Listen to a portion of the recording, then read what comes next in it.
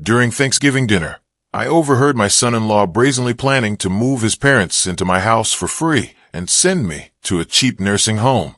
The shock of betrayal flashed instantly, but I smiled, letting them pack their things and show off their new home. Their greedy dream will be shattered by my revenge. Just cold and inevitable. Soon I had 77 missed calls. Too late. Before we continue, please subscribe to the channel and write in the comments what time it is where you are now. The turkey went into the oven at 11:30, right on schedule. I hummed something formless while basting the skin with butter, a ritual I'd perfected over 4 decades of Thanksgiving dinners. The kitchen smelled like sage and roasting meat, and outside my Ballard windows, November rain streaked the glass in lazy patterns. Elma and Clyde weren't due until 4 o'clock, which gave me 3 hours to finish the sides and set the table properly. The doorbell rang at 2:30. I wiped my hands on the towel and checked the clock again, certain I'd misread it. When I opened it, Elma stood there with that bright smile she wore when she wanted something. Clyde behind her, holding a bottle of wine like a prop. Surprise. We came early to help. She kissed my cheek, already moving past me into the hallway. You didn't have to do that. I reached for their coats. Let me take those. Oh, we'll keep them. Elma glanced at Clyde. Something quick and loaded passing between them. The house is a little chilly, don't you think? It wasn't chilly. I kept the thermostat at 72. Clyde extended his hand for a shake that lasted a second too long. Mind if I use the restroom upstairs, Reuben? That drive from Queen and hits the bladder. Sure, you know where it is. He disappeared up the stairs, while Elma followed me into the kitchen, immediately launching into questions about cooking times and ingredient measurements. She'd never cared about my recipes before. Nervous energy radiated from her in waves. Above us, floorboards creaked, not in the bathroom, in the hallway. Then in what sounded like the master bedroom. Elma stood directly in my line of sight to the doorway. More footsteps overhead, moving from room to room. I heard a closet door open then close. Elma asked another question about cranberry sauce, words tumbling over each other too fast. I nodded without listening, tracking the sounds from upstairs like sonar pings.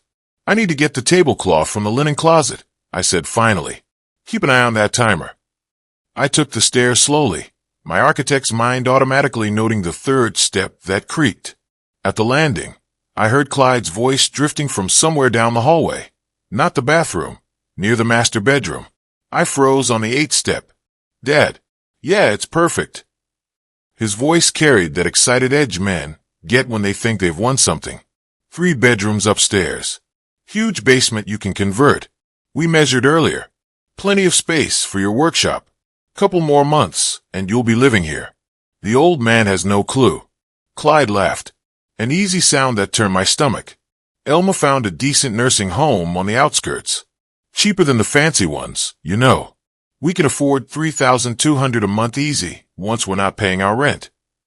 My heart kicked against my ribs, like something trying to escape. I heard him say something about original hardwood, about the neighborhood appreciating 15% annually, about selling it down the road if his father got tired of Seattle. I descended the stairs before he could discover me. Each step measured, silent, my body moving on autopilot, while my brain struggled to process what I'd heard. In the kitchen, Elma was examining the wine glasses. Find it okay? Her voice sounded tiny, coming from underwater. Change my mind. The table's fine without it. She studied my face for a moment, then smiled. You look pale. Are you feeling all right? Just the heat from the stove. Clyde returned 10 minutes later, settling into the kitchen chair like he owned it. Great house, Reuben. You've really maintained this place. Must be worth a fortune now. I manage. Dinner became a performance I watched from outside my own body. Elma touched my arm repeatedly, called me Dad with emphatic warmth, expressed concern about me managing this big house alone. Each gesture felt choreographed, rehearsed. Clyde complimented the crown molding, the updated kitchen, the way the dining room caught afternoon light. You ever think about simplifying? Elma cut her turkey into precise squares. Something smaller, easier. There are wonderful communities for active seniors now. Haven't thought about it. Well, you know, Clyde and I are always here if you need anything. Anything at all. We worry about you rattling around in all this space. I chewed slowly, watching her performance. She'd always been a terrible liar as a child. She was overselling now. Her concern pitched too high, landing wrong. They left at 7. Elma hugging me longer than necessary. Love you, Dad. Call me if you need anything. We're here for you. The door closed behind them. I walked through each room they'd examined, seeing it through their eyes. The living room with furniture they'd already mentally replaced, the master bedroom they'd converted, the basement they'd claimed for a workshop. I sat at the dining table. The turkey carcass looked like something archaeological, stripped and abandoned. Outside, darkness pressed against the windows. I didn't sleep that night. Couldn't. Every time I closed my eyes, I heard Clyde's voice saying, "The old man has no clue." And Elma's laugh, agreeing. Morning light found me at the kitchen table, still wearing yesterday's clothes, a mug of coffee gone cold between my hands. My mind cycling through disbelief, hurt, rage, and finally arriving somewhere colder, clearer. On the shelf above the sink, a framed photo showed Elma at 8, gap-toothed and grinning, holding up a drawing she'd made of our house. I remembered everything. Raising her alone, paying for Berkeley, the down payment on her first car. My chest felt tight, but my hands had stopped shaking somewhere around dawn. The phone rang Friday afternoon. Elma's name lit up the screen. "Hey, Dad. Just checking in. You sounded tired yesterday at Thanksgiving." "I'm fine. Are the stairs getting difficult? I noticed you were moving slower." "They're fine, too." "Well, I was just thinking about you in that big house. Let me know if you ever want to talk about options." "Okay. Love you." She called again Sunday evening. "Dad, I was talking to Clyde about retirement communities. They're not like they used to be. Really nice amenities. Some people your age really thrive in that environment." "Haven't given it thought. Just want you to be safe, that's all. That house has so many stairs." Tuesday's call mentioned a friend whose father moved to assisted living and loved it. Each conversation followed the same script, gentle pressure disguised as concern. I responded with variations of "I'm managing" and "I'll consider it," giving nothing away. They were laying groundwork, preparing me to accept the inevitable. I drove to the public library and spent 3 days researching Washington state property law. My house was in my name only. Sole ownership meant complete authority. I learned about quick sales and cash buyers. On Thursday, I made an appointment with an attorney, David Rothstein. My house is in my name only. Can I sell it without informing my daughter? No. Then yes, absolutely. You have complete legal authority. How quickly could a sale happen with the right buyer? Closing typically 30 to 45 days. Faster with cash buyers. I asked about the eviction process, 30-day written notice, and legal objections. He confirmed, they can be unhappy about it, but unhappy isn't a legal standing. Back home, I cleared the dining room table and drafted my project timeline on graph paper. Phase 1, play the victim. Appear to weaken. Let them believe their campaign is working. Duration, 2 weeks. Phase 2, legal preparation. Stealth mode. Get market evaluation. Find buyer. Prepare documentation. Duration, 3 to 4 weeks. Phase 3, execute sale. Sign papers. Accept payment. Transfer title. Duration, 1 week. Phase 4, inform them the day before closing. 30-day notice to vacate. Duration, instantaneous. Phase 5, vanish. New city, new start. Let them scramble. Duration, permanent. I sat back, studying the blueprint of my revenge. It was elegant in its simplicity, brutal in its efficiency. 2 weeks before Christmas, I started arranging the stage. Mail piled strategically. Christmas decorations stayed in their boxes. I wanted them to see a man overwhelmed, slipping, losing his grip. Christmas Day, they arrived at 2 o'clock. I made sure to be halfway up the stairs, moving slowly, gripping the banister. At dinner, I paused mid-sentence, let my eyes unfocus. What was I saying? I touched my lower back when I stood. I mentioned the furnace. Repair guy charged $400 just to look at it. And the stairs seemed steeper lately. Takes me twice as long to get upstairs now. Elma and Clyde exchanged a look, quick, loaded, triumphant. After dessert, Clyde leaned back. Reuben, Elma, and I have been thinking. Maybe it's time to consider your options. Less maintenance, more social interaction. You deserve easier living. I let silence stretch. I hadn't thought about it seriously. I said finally, but maybe you're right. This house is a lot for one person. I'll consider it. Their eyes brightened. Elma squeezed my hand. Clyde nodded with satisfaction, poorly disguised as sympathy. Tom, 70-some, retired teacher, uncomfortable expression wrinkling his face. Reuben, something odd happened Tuesday. I saw your son-in-law here with an older couple. They had keys, went inside when you were out. I put my hands in my pockets, gripping my keys. What older couple? Didn't recognize them. They looked like his parents, though. And he had a key. Just thought you should know, seeing as you were at that place in South Seattle with Elma. Tom's gaze was steady, sympathetic. He'd put the pieces together faster than I'd given him credit for. Thank you, Tom. That's good to know. I kept my voice low, my face neutral, revealing nothing of the cold fury that was settling deep inside. They weren't just planning. They were measuring the drapes. They were stealing my time, my dignity, and now my space. The next morning, I drove straight to Margaret Chen's office. I need a full cash offer, no contingencies, close in 10 days. Discount the price if necessary, but I need speed above all else. Margaret raised an eyebrow. Mr. Perkins, we had an all-cash buyer from California lined up, but they wanted a 30-day close. Call them back. Tell them 10 days, or nothing. Offer it for $800,000, non-negotiable. I want the money in my bank account next week. That's a significant discount from our $850,000 estimate. I consider it the cost of efficiency. Get it done, Margaret. 3 phone calls and 4 frantic emails later, Margaret leaned back in her chair. Done. The buyer agreed. They signed final papers next Wednesday, and the funds clear Thursday morning. That's 9 days from now. Excellent. I felt a jolt of pure, cold elation. I spent the next week meticulously clearing the house. The last of my clothing, books, and artwork went to the Georgetown storage unit. I rented a small, furnished apartment downtown for 2 weeks, paid in cash. No forwarding address. I stopped answering Elma's calls, letting them go to voicemail. Voicemail from Elma. Dad, I left a box of your old paperwork on the dining room table. I was just helping you declutter. Call me back, I miss you. Voicemail from Clyde.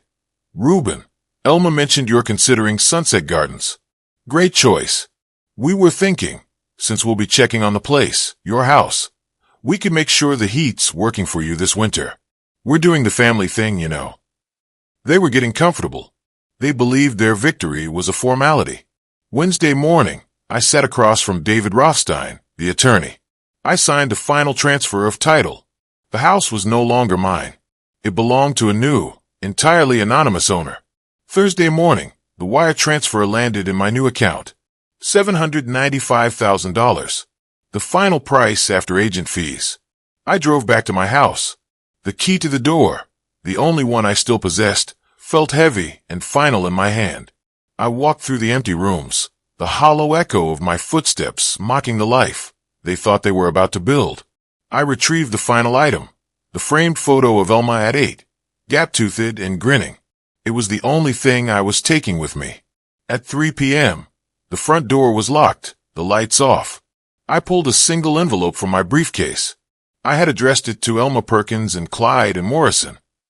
Inside were 3 items.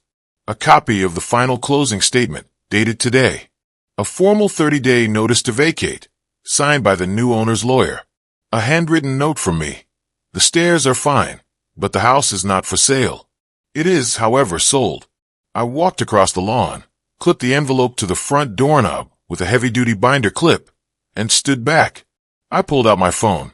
I had 77 missed calls from them over the last week. I blocked their numbers. I sent a single text message to Elma's old number. I've gone to simplify. Check the door. Don't call. Then I got into my car and started the drive south. Not to an anonymous senior community, but to a life without them. I watched in my rearview mirror until the roof of the old craftsman house disappeared behind the rain-soaked trees. The final phase was complete. Vanish. I thanked him, kept my voice level, asked him to call if he saw them again. After he left, I checked the kitchen drawer where I kept my spare key. Still there, but I remembered Clyde asking to borrow it last spring. Plenty of time to make a copy.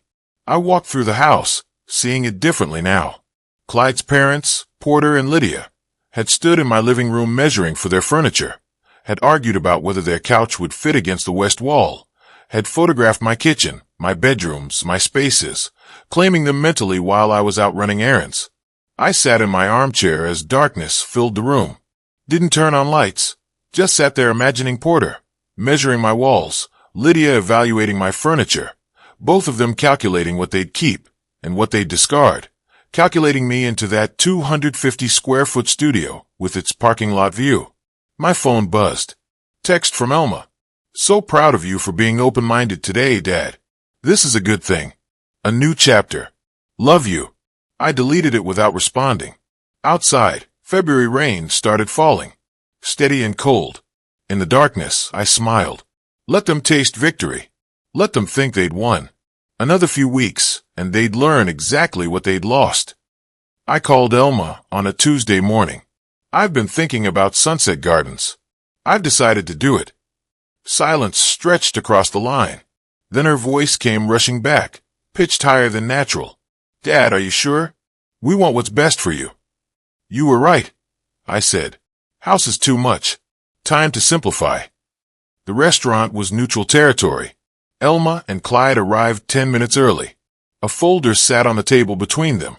While you're settling into Sunset Gardens, Elle and I could stay at the house, maintain it, handle any repairs that come up.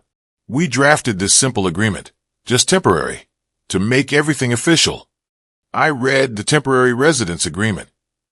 Impressive formatting on a legally meaningless piece of paper. What about the house long-term? I asked. We can figure that out later, Dad. One step at a time. Right now, let's just get you settled and comfortable. I pulled out my pen. My hand trembled slightly as I signed. Calculated tremor suggesting emotional difficulty rather than strategic manipulation. That would really help, I said quietly. I was worried about leaving it empty. You're both so thoughtful. Thank you. Clyde couldn't quite hide the satisfied curve of his mouth. Across town, Porter and Lydia were planning. First thing, we rip out that old carpet in the living room. Porter told Lydia. Hardwood underneath probably needs refinishing, but it'll look incredible. Lydia was on the phone. We're moving in April. After all these years, we finally have a real place. They were planning renovations to a house they'd occupy for exactly 10 days. I met Margaret Chun. I have buyers, she said, sliding papers across the table. Young couple, both software engineers. They love the location, want to close fast. $835,000, all cash. I reviewed the offer. Closing date, April 15th. Can we keep this completely confidential until closing? Absolutely. With a cash buyer, no public listing necessary. No one knows except us and them. Your family won't discover anything until the deed transfers.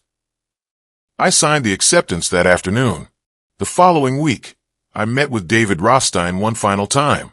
Once the sale closes April 15th, you serve them notice, he said. They have 30 days to vacate. If they refuse, you file for unlawful detainer. Sheriff handles the eviction. What if they try to fight it? With what standing? They have no legal interest in the property. That temporary agreement Clyde drafted? Meaningless. You were never obligated to give them permanent possession. They have no legal recourse whatsoever. I asked about potential harassment, about protecting myself after the eviction. He advised documentation only. No direct contact after serving notice. Let attorneys handle any disputes. I left his office with a folder containing everything I needed. Sale contract, eviction notice template, sheriff contact information. Every contingency was covered. I thought about Porter and Lydia making renovation lists, about Clyde hosting imaginary housewarming parties. They'd wanted me erased. Instead, in 10 days, I'd erased their dream completely. Early April morning arrived. I loaded the last boxes into my car. Everything that mattered already sat in the Georgetown storage unit, safe from their grasping hands. The moving truck pulled up at 9:30 a.m. Elma driving. Clyde arrived 10 minutes later, Porter and Lydia visible through the windows, their faces pressed forward with eager anticipation.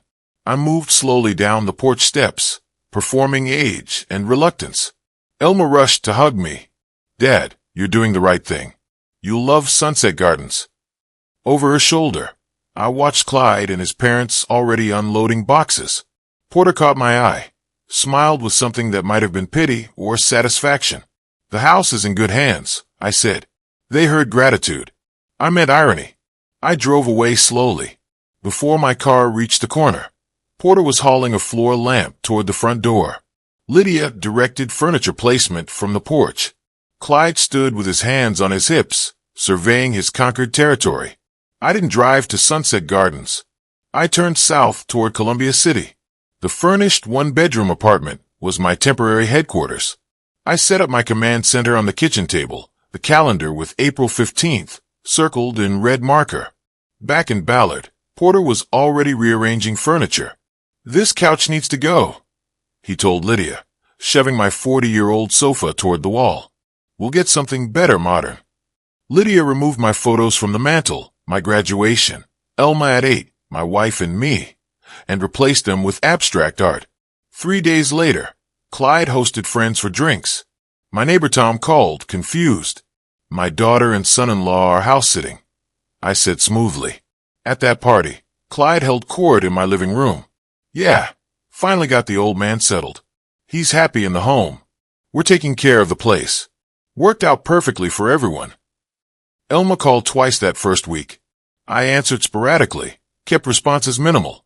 "Fine, still settling in. Busy with activities here." My detachment was strategic. She visited my apartment midweek. I performed institutional disconnection, the kind of detachment that develops when people lose their autonomy. "You seem distant, Dad." Adjusting takes time. She left after 20 minutes, convinced everything was proceeding smoothly. Back at the house, Porter met with a loan officer for a home equity line for renovations. He was told the loan couldn't be processed without clear title. He dismissed the concern.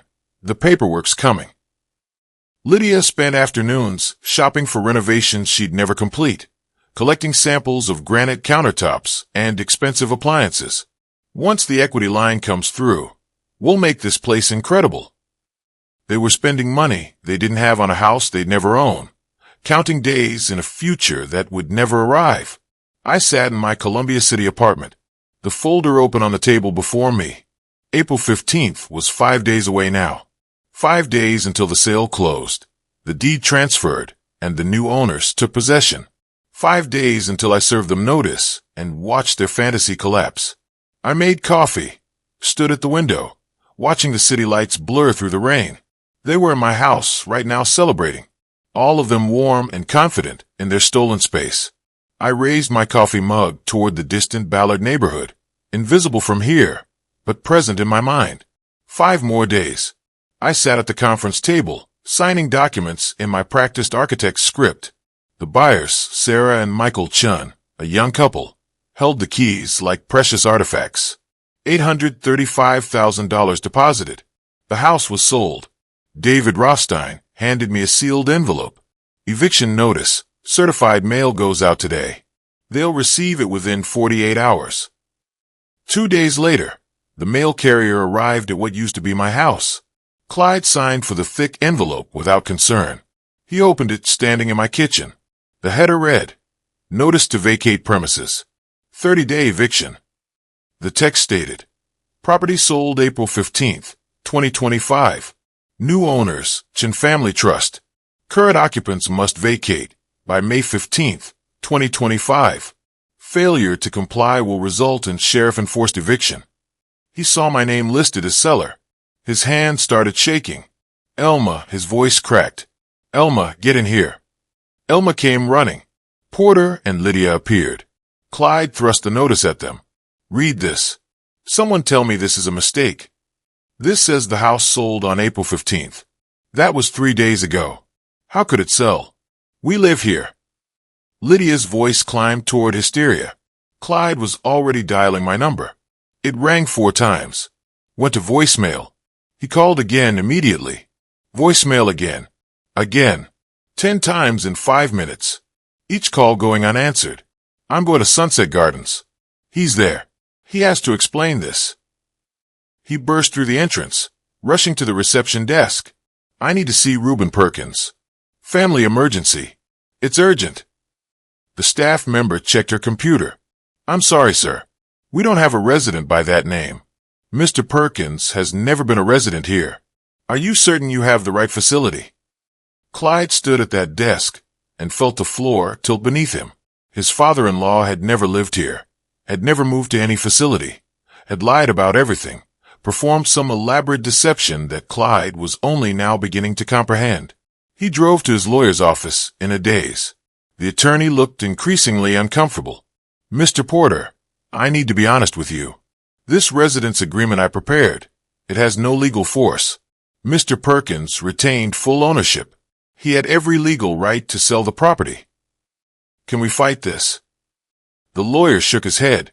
Fight what? His legal right to sell his own property. You'd need a written contract transferring ownership or credible witnesses. You have none of those things. Any motion I file would be dismissed immediately. Clyde drove back to Ballard in silence.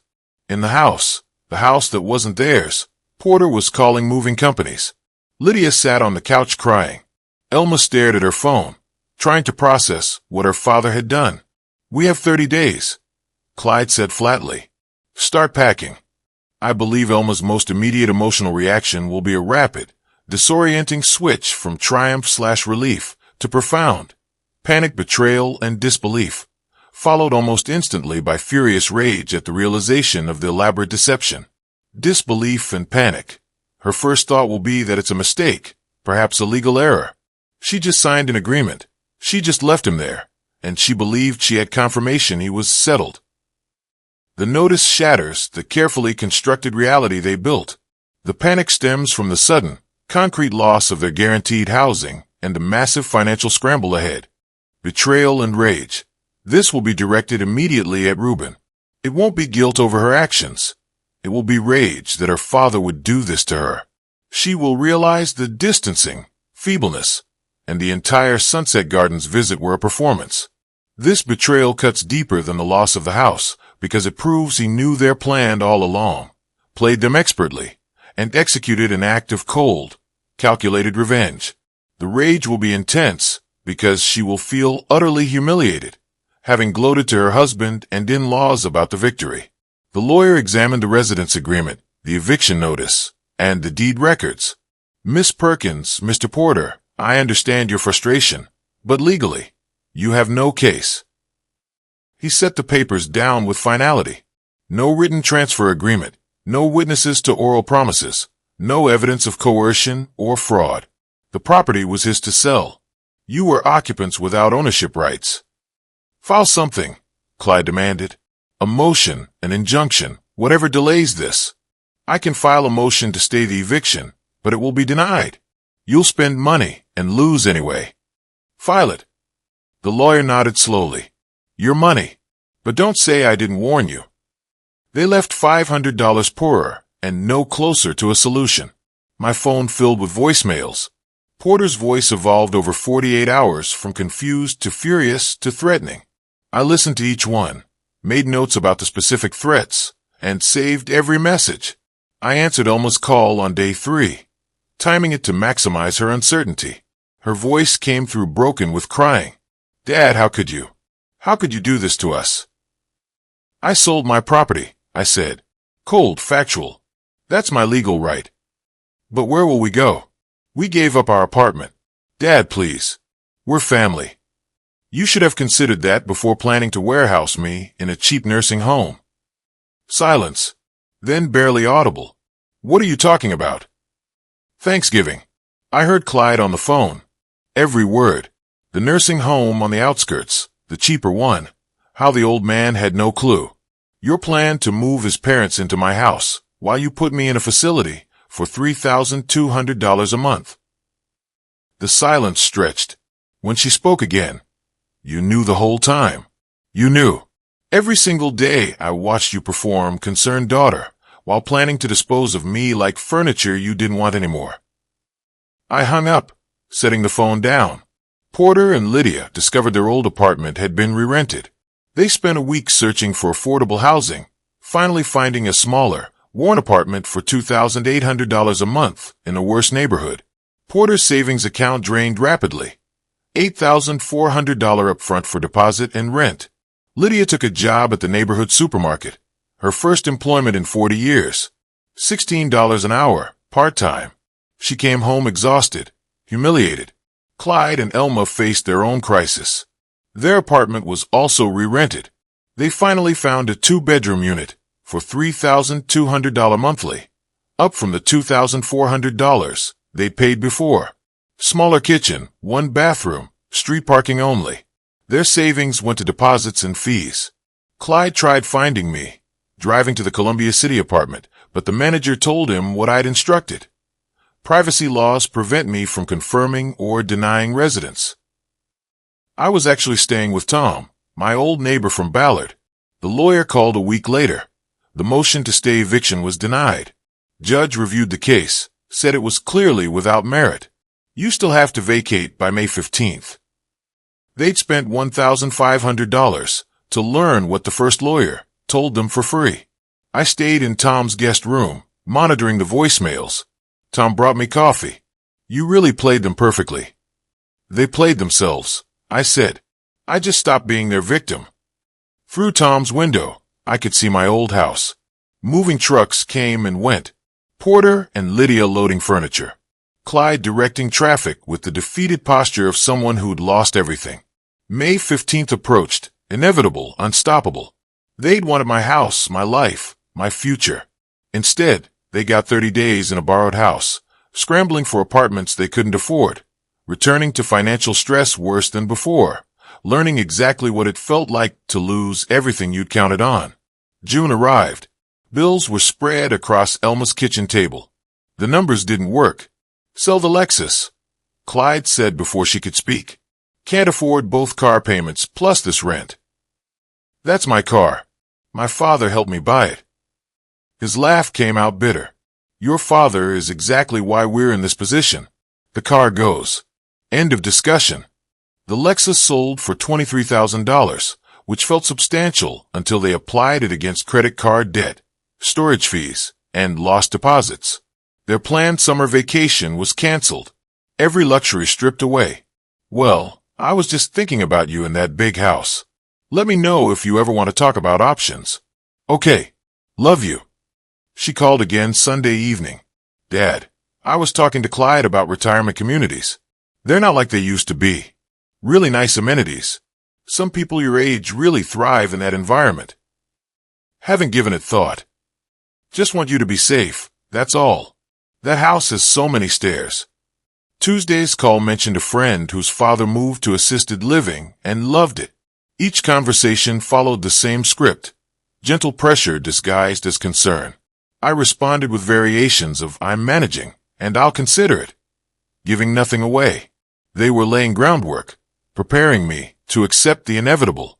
I drove to the public library and spent 3 days researching Washington state property law. My house was in my name only. Sole ownership meant complete authority. I learned about quick sales and cash buyers. On Thursday, I made an appointment with an attorney, David Rothstein. My house is in my name only. Can I sell it without informing my daughter? No. Then yes, absolutely. You have complete legal authority. How quickly could a sale happen with the right buyer? Closing typically 30 to 45 days. Faster with cash buyers.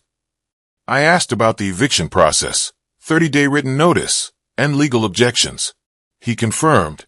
They can be unhappy about it, but unhappy isn't a legal standing. Back home, I cleared the dining room table and drafted my project timeline on graph paper. Phase 1, play the victim. Appear to weaken. Let them believe their campaign is working. Duration, 2 weeks. Phase 2, legal preparation. Stealth mode. Get market evaluation. Find buyer. Prepare documentation. Duration, 3 to 4 weeks. Phase 3. Execute sale, sign papers, accept payment, transfer title. Duration 1 week. Phase 4. Inform them the day before closing. 30-day notice to vacate. Duration instantaneous. Phase 5. Vanish. New city, new start. Let them scramble. Duration permanent. I sat back, studying the blueprint of my revenge. It was elegant in its simplicity, brutal in its efficiency. 2 weeks before Christmas, I started arranging the stage. Mail piled strategically. Christmas decorations stayed in their boxes. I wanted them to see a man overwhelmed, slipping, losing his grip. Christmas Day, they arrived at 2 o'clock. I made sure to be halfway up the stairs, moving slowly, gripping the banister. At dinner, I paused mid-sentence, let my eyes unfocus. What was I saying? I touched my lower back when I stood. I mentioned the furnace. Repair guy charged $400 just to look at it. And the stairs seem steeper lately. Takes me twice as long to get upstairs now.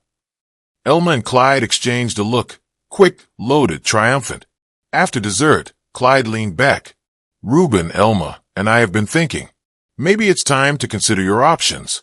Less maintenance, more social interaction. You deserve easier living. I let silence stretch. I hadn't thought about it seriously. I said finally, but maybe you're right. This house is a lot for one person. I'll consider it. Their eyes brightened. Elma squeezed my hand. Clyde nodded with satisfaction, poorly disguised as sympathy. Across town, Porter sat at a computer scrolling through job listings. Entry-level positions he'd have laughed at 5 months ago. Callbacks came rarely. One interview at a hardware store ended quickly.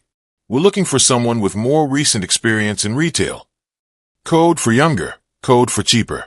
Porter drove home, his pride shattered. Lydia stood behind a supermarket checkout 8 hours daily, scanning groceries. $16 an hour after taxes, roughly $2,100 monthly. Their rent alone was $2,800. She came home each evening exhausted, humiliated. The beautiful house in Ballard she'd bragged about was now an embarrassing topic she avoided. Mid-June, Elma drafted an email to her father. She sent the final version at midnight. Dad, I know you're angry. I understand now. But this was Clyde's idea from the start. I never wanted to hurt you. Please, can we talk? I'm still your daughter. That has to mean something. For days later, a response arrived. Single line, downtown coffee shop. Saturday 2 p.m. Reuben arrived early, chose a corner table. Elma arrived exactly at 2, looking diminished. Cheaper clothes, simple ponytail. She immediately launched into her rehearsed speech, apologies mixed with justifications. It was Clyde's plan. I just went along. We're struggling. Clyde wants to sell my car. His parents had to move to Idaho. He let her finish. Set his coffee cup down. You chose your husband over your father. His voice was calm, surgical. I gave you everything, and you repaid that by planning to warehouse me in a cheap nursing home. Elma's eyes filled with tears. I'm sorry. I was so wrong, but we're family. Please help us. I heard every word Clyde said on Thanksgiving. I knew your entire plan. I watched you perform concern while planning my disposal. I simply protected myself.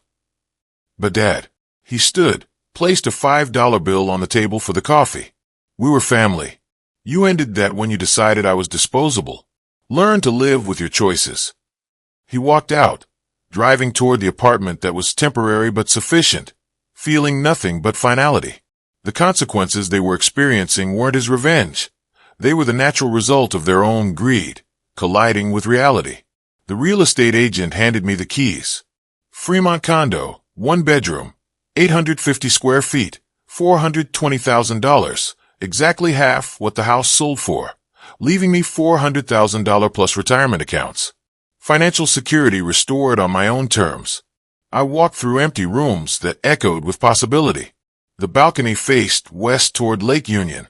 Smaller than the house, but it felt right-sized instead of empty. I retrieved items from storage selectively, only pieces that meant something beyond monetary value. Saturday morning, I ran into my old neighbor, Tom, at the local farmer's market. Your daughter and her husband are having difficulties. Financial stress, apparently. Talk of separation. And his parents moved away. Someone said Idaho. People make their choices, I said evenly. Sometimes those choices have consequences they didn't anticipate. That's life. That evening, I checked the old phone I'd silenced. The notification light blinked. New email from Elma. Clyde and I are separating. I have nothing left. Could you help? Even just part of the house money. I'm still your daughter. That has to mean something. The phone log showed 77 missed calls. Months of accumulation. I read the message twice. No anger, no satisfaction, no guilt, just finality. I closed the email, powered down the phone, and placed it in my desk drawer. That chapter was finished. The following week, I attended a meeting for the Retired Architects Volunteer Network. I agreed to lead the design consultation for the Renner Valley Community Center expansion. Purpose without pressure, contribution without exploitation. August evening, I stood on my balcony, watching sailboats. The space around me was smaller, but it felt expansive emotionally. Freedom rather than isolation. Security I'd built rather than security someone could steal. They'd wanted to warehouse me, take my home, erase me from the life I'd built. Instead, they'd lost their marriage, their security, their dreams. I hadn't done that to them. They'd done it to themselves. I'd simply refused to cooperate with my own erasure. I finished my coffee, closed the balcony door. Tomorrow, I'd start sketching preliminary designs for the community center. The past was finished. The future was mine. And that was enough. With Ruben moving forward with his life and career on his own terms, what do you predict will be the future dynamic, if any, between him and Elma?